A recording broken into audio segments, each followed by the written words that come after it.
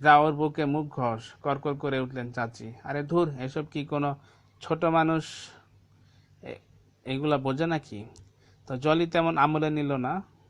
হু, অপকার একটা শব্দ করলেন চাচি। শাড়ির ভাঁজ ঠিক করে আবার খাটের উপর বসলেন। তো দুহাত পেছনে নিয়ে চুল ঝাড়লেন জোরের সাথে, খোপা বেঁধে। আবারও হেলান দিলেন খাটের কাঁধে। আমি আর চোখে তাকালাম জলির বুকের উপর। স্তনযুগল এখনো অনাবৃত, চোখের আসক্তি ঠিকই টের পেয়েছিল জলি।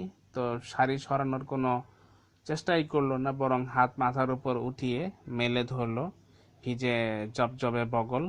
একবার তাকিয়ে চোখ ফিরিয়ে নিলাম সেদিক থেকে, তবে অর্ধখোলা স্তনের আকর্ষণ কি সহজে ছাড়ে? কে ফোন করছিল? কে আবার? ওই রাহেল আমাকে কি কয়? ওই একই কথা, মাগিরে পাইলে কোবাইয়া চুল ছিঁড়ে ফেলাইতাম।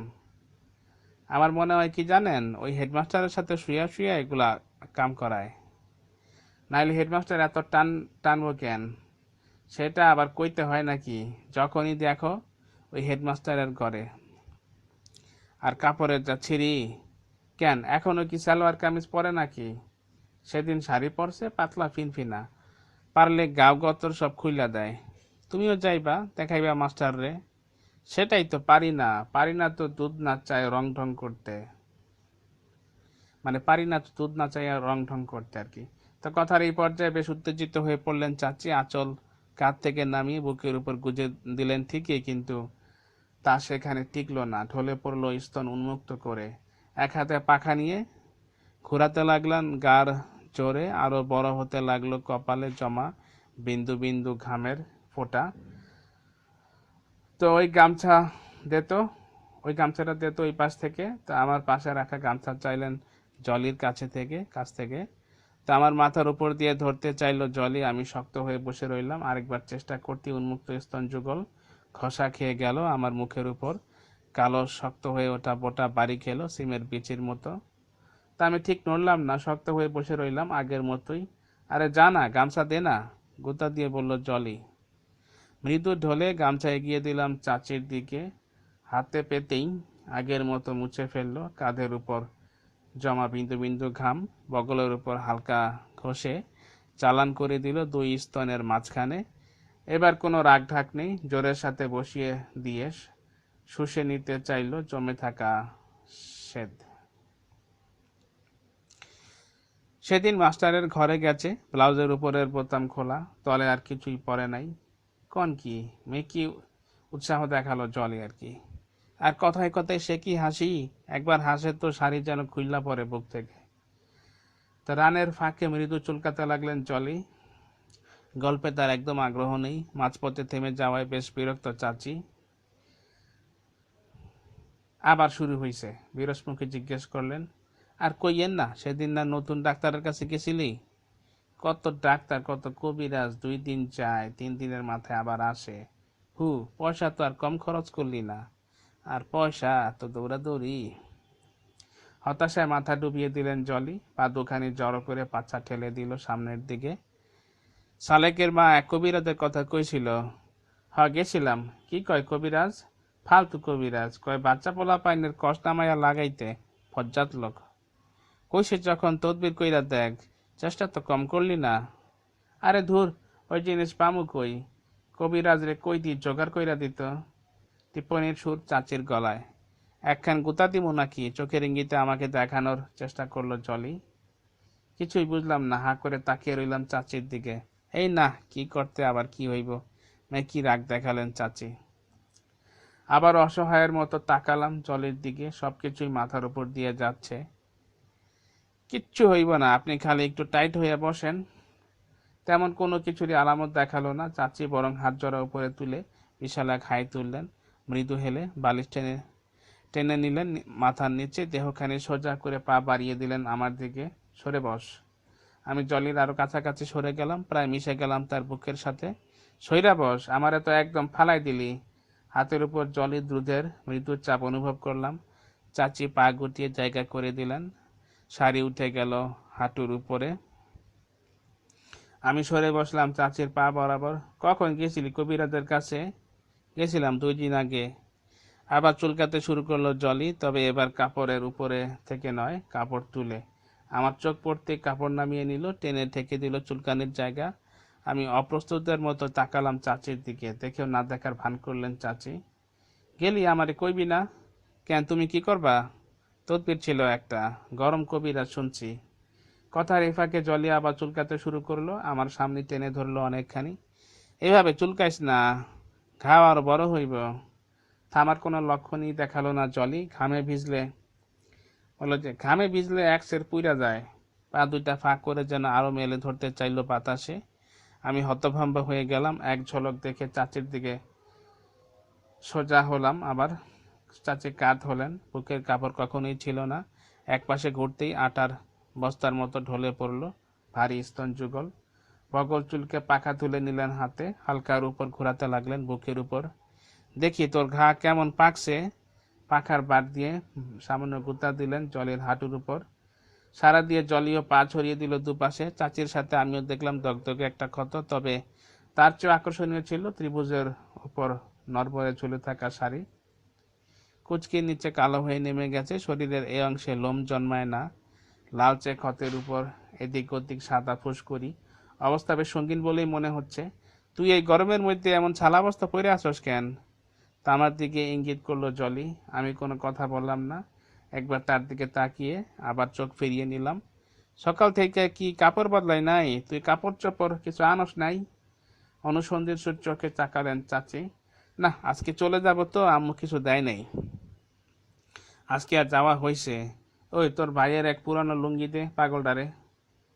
আমি লুঙ্গি আমি লুঙ্গি পরতে জানি না। লুঙ্গি আবার পরতে জানা লাগে নাকি? খানিকটা ব্যঙ্গোক্তির মতো শোনালো জলির গলা। কোথায় থেকে একটা পুরনো লুঙ্গি এনে হাজির করলো জলি, লম্বায় আমার গলা পর্যন্ত। হাতে নিয়ে কিছুক্ষণ নেড়ে চেড়ে দেখলাম, মাথা দিয়ে গলাতে নেমে গেল গোড়ালি পর্যন্ত। যা, তোর পাঞ্জাবি কিনতে হবে না, হেসে উঠল জলি। এত বড় জিনিস বাঁধবো কেমন করে? কোমরের কাছে গুটাই নে। বাঁধার দায়িত্ব নিজে নিয়ে নিল জলি। না, আমি পারি। জোর করে ছিনিয়ে নিতে চাইলাম আমি, তবে কাজটা যে খুব একটা ঠিক হয়নি বুঝলাম খাটে ওঠার সময়। সামান্য নড়াচড়াতে খুলে গেল দুর্বল বাঁধন। কোনো রকমে চেপে গুজে দিলাম তখনকার মতো। আয়, তোর কোমরে তাগা নাই? মানে বলতে আছে যে, এই তোর কোমরে তাগা নাই? ঠেলা দিয়ে উঠে বসলো। তাগা কি? আমার জিজ্ঞাসু চোখের দিকে হতাশভাবে তাকালো জলি। কোমর থেকে কালো এক সুতা বের করে দেখালো, এইটা তাগা। কিন্তু কিন্তু কি? কিন্তু এটা দিয়ে কাপড়ের পট্টি বেঁধে রাখে না, আমি এটা দিয়ে কি করব? পট্টি বেঁধে রাখে? কোথায় দেখছিস পট্টি বাঁধতে? দুজনের মুখে বেশ হাসি হাসি। দেখছি এক জায়গায়। কই, তোর মায়ের দেখছস নাকি? আমি সম্পূর্ণ আকাশ থেকে পড়লাম। না, আম্মুকে দেখবো কেন? তাহলে কোথায় দেখছস? কোমরে সামান্য গুতা দিল জলি। সুরসুরিতে মুচড়ে উঠলাম। দেখছি, আমাদের বুয়া পড়ছিল, দুপুরে ঘুমাইছিল তখন দেখছি। বুয়া ঘুমায় থাকলে এইসব দেখে বেড়াস না? আবারও সুরসুরি দিল জলি। আবারও লজ্জা পাওয়ার অভিনয় করলাম, ঠোঁট কামড়ে এমন ভাব করলাম যেন খুব লজ্জা পাচ্ছি। কুতকুতি তো ভালোই আছে। বগলে আঙ্গুল ঢুকিয়ে কাতুকুতু দিতে চাইল জলি। শক্ত করে চেপে রইলাম। তেমন সুবিধা করতে পারলো না। হাত আমার কাঁধের উপর তুলে সামান্য ঝুঁকে এলো মাথার উপর। সারাদিন এইগুলা করিস? তোর মা অফিসে চলে যায় আর বুয়ার সাথে এগুলা করিস? আমি কিছু করি নাই তো। কিছু করিস নাই? বুয়া তোরে এমনি খুলে দেখাইছে? আমি চুপ করে গেলাম। এই প্রশ্নের জবাব আসলেই আমার কাছে নেই। সুযোগ বুঝে বগলের মধ্যে আঙ্গুল চালনা করে দিল জলি।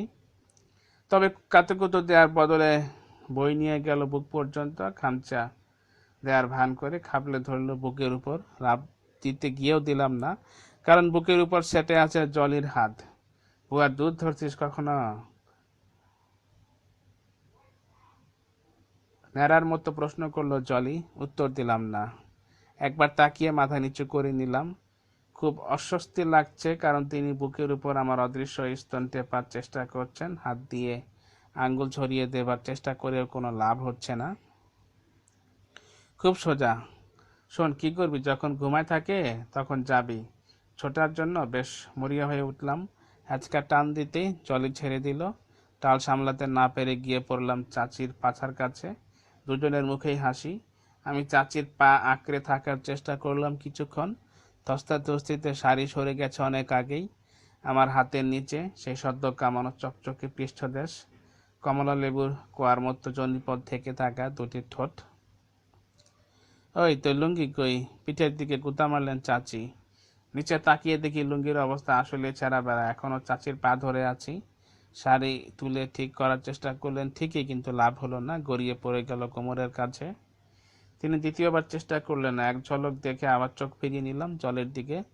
আধলাল দাঁত বেরিয়ে আছে ভারী ঠোঁটের ফাঁক গলিয়ে। সম্পূর্ণ ব্যাপারটিতে বেশ মজা পাচ্ছেন তিনি। হঠাৎ পা দুটি দুপাশে ছড়িয়ে দিলেন চাচি, সম্পূর্ণ উন্মুক্ত করে যেন বিছিয়ে দিতে চাইলেন আমার সামনে। চোখ বড় বড় করে তাকিয়ে আছি। চাচি শাড়ি আরো তুলে নিলেন, কোমরের কাছে গুজে অনাবৃত করলেন সম্পূর্ণ জনিদেশ। তলপেটের নিচে চামড়ার রঙের পার্থক্য দেখেই বোঝা যায় লোমের ব্যুৎপত্তি। সেখানে হাত বাড়িয়ে দিলাম, ছুঁতে চাইলাম মনের অজান্তে।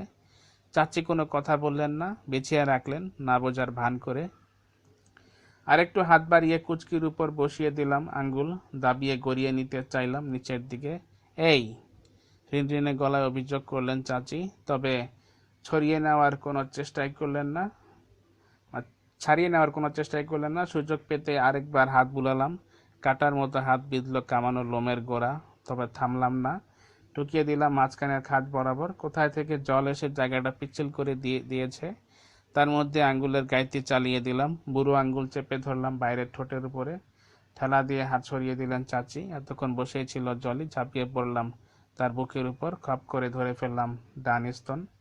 তেমন বাধা দিল না জলি, যেন তৈরি ছিল এমন আগ্রাসনের জন্য আর কি।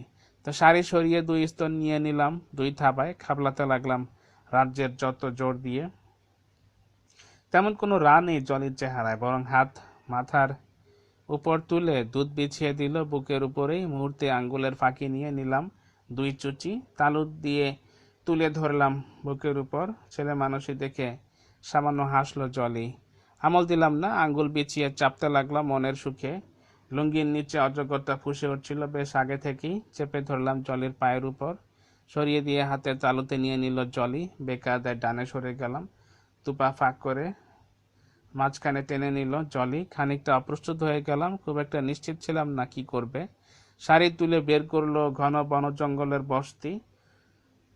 অন্য সময় হলে ঘেন্না ধরে যেত, কিন্তু এখন খুব সহজে হাতে নিলাম। লোমের মাঝে খুঁজে পেতে চললাম গিরিঘাট উপত্যকা, তবে বেশিক্ষণ টিকতে পারলাম না। তলপেটে অনুভব করলাম মৃদু টান। অবস্থা ঠিক বুঝতে পেরেছিল জলি, মুন্ডি টেনে নিয়ে বসিয়ে দিল ঘাড় উপরে।